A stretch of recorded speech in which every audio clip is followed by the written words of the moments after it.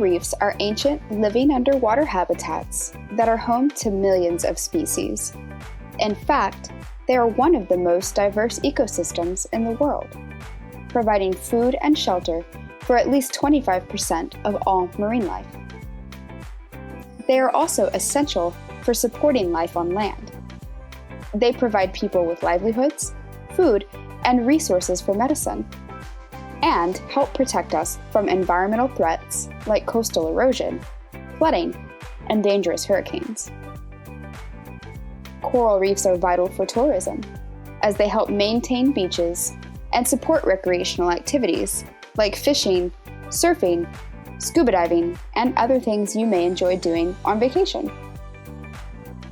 With such enormous ecological and economic value, coral reefs deserve our attention and care, and now they need it more than ever.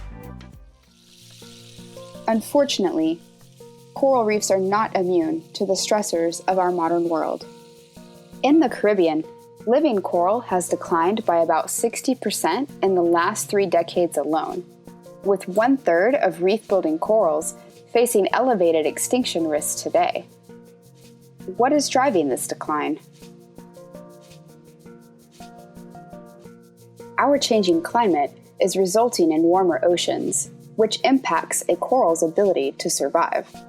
In addition, carbon emissions in the atmosphere are absorbed by the ocean, which leads to ocean acidification. This acidic pH causes coral disease and death. Unsustainable fishing practices, coastal development, and pollution are also significant drivers of reef degradation. The drastic decline in our coral reefs can be traced to human activities, and if we continue down this road, we could witness the extinction of coral reefs within the next few decades. But there is hope. Scientists and conservation organizations across the globe are working to protect and restore coral reefs. And today, you are supporting this effort by participating in the Reefhabilitation experience. Today, you'll learn about the basics of coral biology, the science behind coral reef restoration, and how you can help preserve coral reefs for a healthier ocean and a brighter tomorrow. Let's dive in. A coral is a living organism, an animal actually, that together with other corals can grow to build a reef. Some coral reefs are so large they can even be seen from space. Hard corals have skeletons made of calcium carbonate. They extract calcium from the water to create their skeletons. The tissue of the organism, the soft, transparent outer layer that we can see, hosts algae called zooxanthellae. The algae create food for the coral through photosynthesis, which gives the coral tissue its beautiful colors. In exchange, the coral protects the algae by allowing it to live within its tissue. When ocean temperatures rise above 29 degrees Celsius or 84.2 degrees Fahrenheit and remain warm for months, a coral can become stressed and expel the zooxanthellae from its body. The coral will lose its color and turn white, a process called bleaching, in which its calcium carbonate skeleton becomes visible through its tissue. This also means that the coral has lost a critical food source and will die if temperatures do not quickly return to normal. Corals is what we call a colony. Just like a house is composed of bricks, and many of them make up that house, corals are made up by individual polyps, living beside each other, communicating with each other, and sharing resources. But each individual polyp can do all the things that a colony do to survive. So a coral can reproduce, eat, and grow.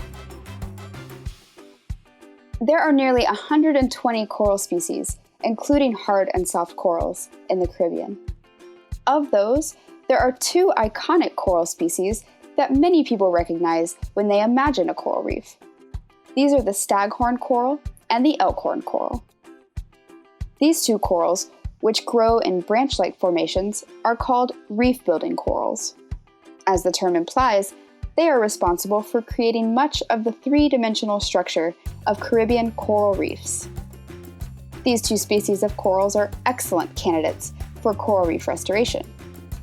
They grow quickly from fragments of their branches, allowing scientists to restore them to the reef faster than other slower-growing species.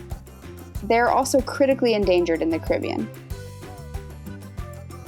But what exactly is coral reef restoration? Coral reef restoration is a human intervention that can involve growing and planting corals. We restore corals to a damaged reef with the aim of making these reefs stronger and more resilient against environmental threats.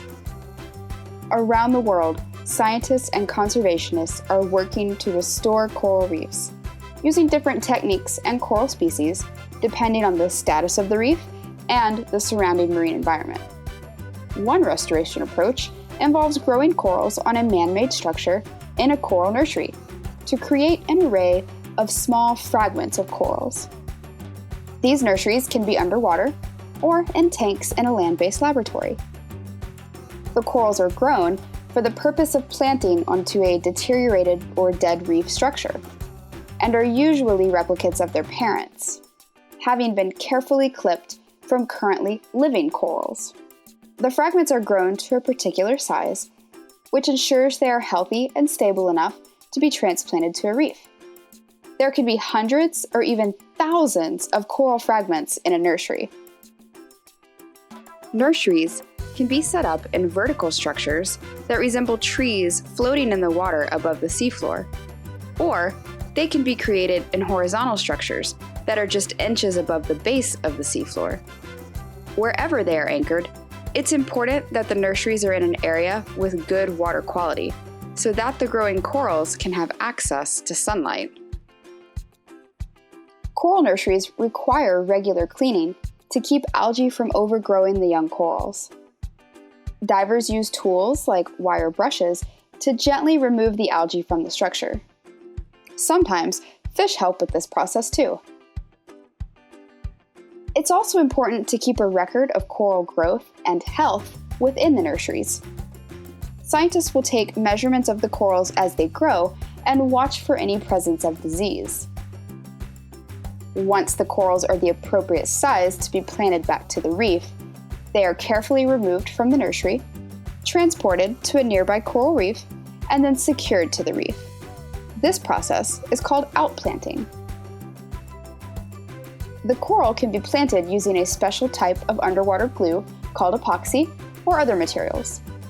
There are different methods preferred by different restoration practitioners in the Caribbean.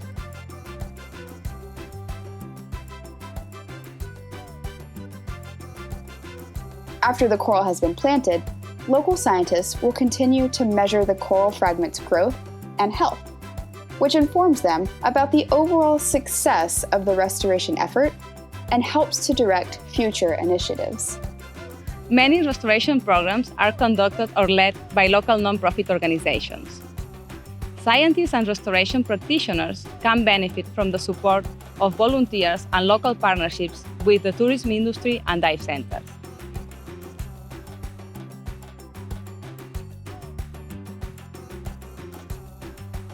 During this reefhabilitation experience, snorkelers and divers will join a tour of an underwater nursery or outplanting site.